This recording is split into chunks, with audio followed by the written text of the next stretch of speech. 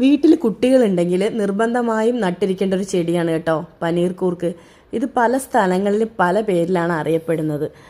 ഇത് ഭയങ്കര ഔഷധ ഗുണമുള്ളൊരു സസ്യം തന്നെയാണ് കേട്ടോ. വീട്ടിൽ കുട്ടികളുണ്ടെന്നുണ്ടെങ്കിൽ പനിയാവുകയാണെന്നുണ്ടെങ്കിൽ ഇതൊന്ന് ആവിക്ക് കൊടുത്തിട്ട് ഇതിൻ്റെ നീരൊന്ന് പിഴിഞ്ഞ് കുഞ്ഞുങ്ങൾക്ക് കൊടുത്താൽ മതി.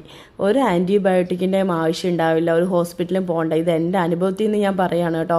മോൾക്ക് നല്ല പനി വന്ന സമയത്ത് ഹോസ്പിറ്റലിൽ പോകാനും മരുന്ന് കഴിക്കാനൊക്കെ മടിയാണ്.